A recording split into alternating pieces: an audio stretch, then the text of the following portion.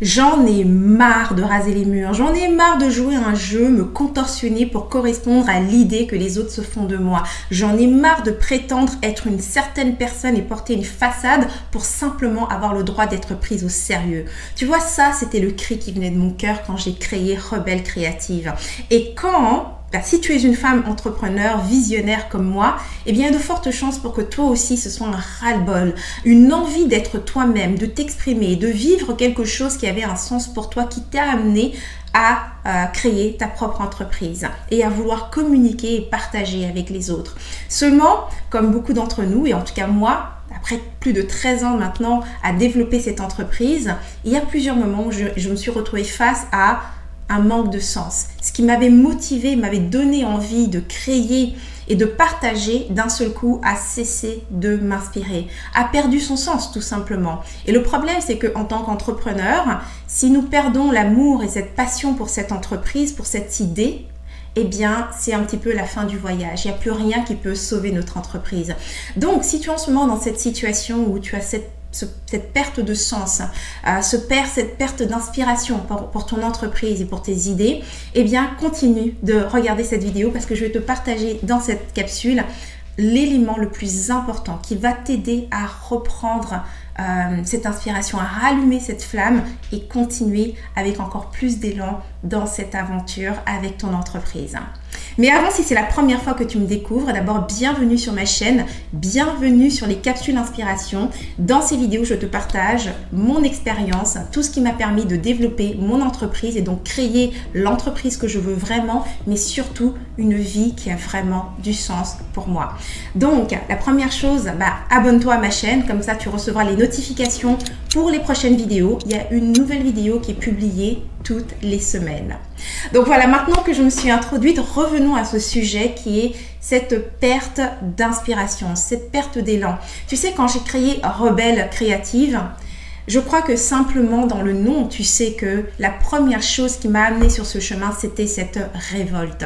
Et quand je regarde autour de moi, que ce soit les femmes entrepreneurs avec lesquelles je travaille ou simplement en observant ce qui se passe un petit peu dans les médias sociaux, ce que je peux observer, c'est que oui, beaucoup de femmes inspirées ont eu ce même élan, d'accord, qui est d'abord de vouloir simplement exister et être prises au sérieux pour ce qu'elles sont. Que ce soit l'hypersensibilité, le fait d'être multipotentielle, une slasheuse, le désir de ne plus avoir à porter un masque, se déguiser, se contorsionner pour pouvoir rentrer dans des cases et enfin correspondre à cette fameuse boss, entrepreneur qui réussit tout. Je comprends totalement ça et c'est totalement l'élan que j'ai dans mon cœur et qui m'a amené à créer Rebelle Créative.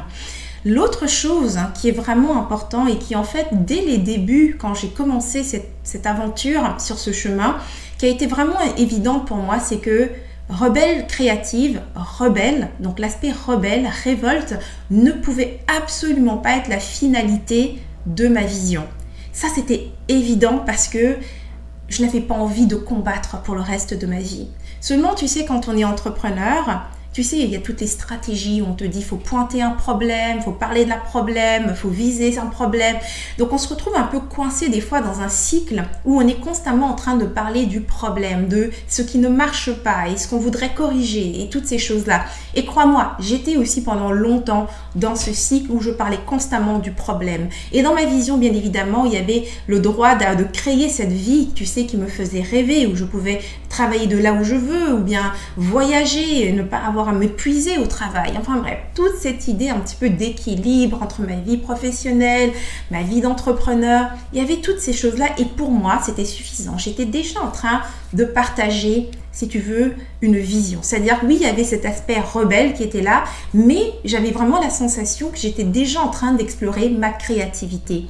Et donc, c'est là, en fait, je dirais, le problème, ou en tout cas, c'est là que vient se situer le blocage, ce qui finit par amener, si tu veux, une perte de sens, un manque d'intérêt ou même d'inspiration à un moment donné. Et je vais t'expliquer pourquoi. Le truc, c'est que ce que nous confondons, ce que j'ai confondu pendant longtemps, c'était stratégie et la réelle vision. Ce qui est avec la vision, c'est que ce n'est pas un rêve. Et la stratégie, avec la façon dont tout cet environnement, cette approche avec le marketing, la communication nous est souvent amenée, c'est que il y a le rêve, c'est-à-dire l'idée par laquelle on veut attirer notre audience. Et c'est très important. Le rêve est cet aspect qui nous permet de nous rassembler, tu vois, tout simplement. Mais ensuite, il y a la vision. Et la vision, c'est une chose très différente parce que la vision, c'est ce qui va garder réellement cette flamme, ce moteur en marche. Alors, je t'explique tout de suite quelle est la différence avec le rêve et la vision. Dans le rêve, tu n'as absolument pas besoin de concrétiser quoi que ce soit. Tu n'as pas besoin d'amener à la réalité un rêve. Un rêve peut toujours rester un rêve puisque c'est un moteur, c'est quelque chose auquel on aspire. Ça ne veut pas forcément dire qu'on va l'atteindre, mais on aspire à cela. Alors que la vision, c'est vraiment une idée, mais qui doit finalement être matérialisée d'une manière ou d'une autre.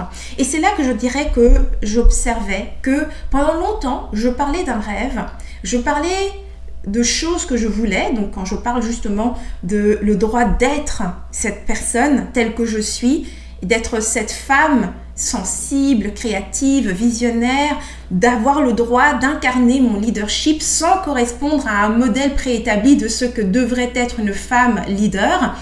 Tout ça, c'était mes visions, mais dans les faits, dans le concret, je n'avais jamais rien créé qui soit en lien avec cette vision. J'avais des formations, j'avais des accompagnements qui aidaient les femmes à développer leur business, à mettre en place des choses vraiment techniques et stratégiques, que ce soit des tunnels de vente, l'automatisation, la communication. J'avais plusieurs éléments, mais il n'y avait absolument rien qui soit directement en lien avec le fait de concrétiser cette vision, qu'elle cesse d'être un rêve en fait, et de vraiment mettre le pied dedans. Je ne sais pas pour toi, mais dès l'instant où j'ai vu cette possibilité, d'abord elle m'a vraiment énormément intimidée parce que je n'avais jamais pensé que je pouvais être la personne qui viendrait concrétiser cette vision. Ensuite, la deuxième chose, c'était de me poser la question, mais ça veut dire quoi réellement? Comment je viens manifester cette idée? Elle prend quelle forme? Au-delà du rêve, je vais te donner un exemple. Il y a un mentor avec lequel je travaillais qui avait beaucoup cette vision par rapport aux femmes entrepreneurs et que l'entrepreneuriat était vraiment l'axe, le moteur par lequel les femmes pouvaient vraiment acquérir cette indépendance. Et une façon pour elles de concrétiser cette vision, bien évidemment, il y avait elle qui vendait ses services et aidait les femmes entrepreneurs à réaliser leurs rêves. Mais au-delà de ça, la manière de concrétiser cette vision, eh bien, c'était par exemple de donner, de faire des dons à des entreprises qui aidaient le développement d'entreprises dans des pays où justement il y avait moins de ressources pour les femmes.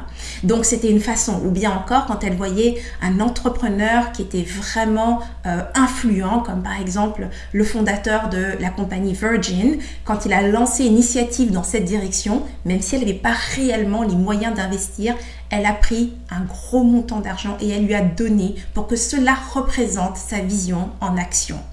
Et c'est ça que je suis en train de te dire. C'est au-delà de tes services, de ton marketing, de ton podcast et de toutes ces choses que tu fais, comment es-tu en train de créer cet avenir pour lequel tu es en train de travailler? Et tu sais, c'est important parce que c'est ce qui vient allumer cette flamme. Ce truc-là n'a rien à voir avec tes produits et services dans l'immédiat. C'est réellement quelque chose que tu es en train de mettre en place pour le monde. Tu es en train de créer et de développer une structure à laquelle d'autres vont pouvoir profiter, vont pouvoir adhérer ou s'identifier. Dans mon cas, bien évidemment, il y a différentes initiatives, que ce soit un réseau pour les femmes, les expertes, que ce soit de créer une nouvelle approche avec le mentorat et bien d'autres choses que je visualise, mais tout le temps dans cette idée qui est comment est-ce que je fais pour prendre ce rêve et l'amener vraiment dans la société, que ça devienne un élément réel de la société, quelque chose auquel d'autres vont pouvoir participer.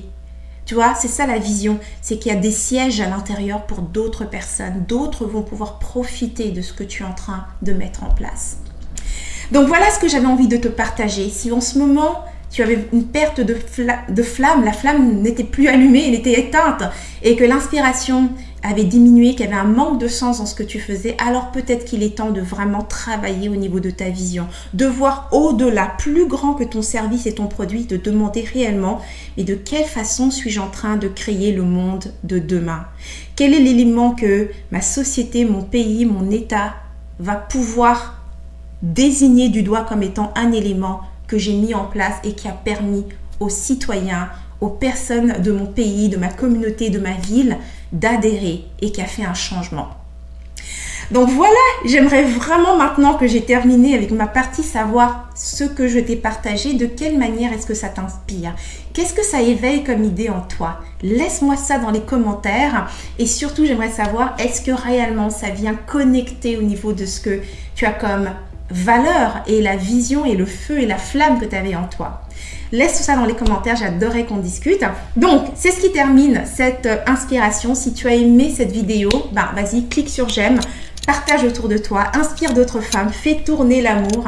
Et si tu veux d'autres inspirations comme celle-ci, rejoins-moi sur mon site rebellecreative.com. C'est là que tu trouves toute une tonne d'inspirations comme celle-ci, des podcasts, des ateliers que j'offre. Et surtout, c'est là que tu vas pouvoir t'inscrire à ma communauté de Rebelle Créative et ainsi recevoir mes prochaines inspirations directement livrées par mail. Comme ça, tu ne manques plus jamais rien du tout. Donc voilà, ça termine cette vidéo. C'était Henriette Ndaka.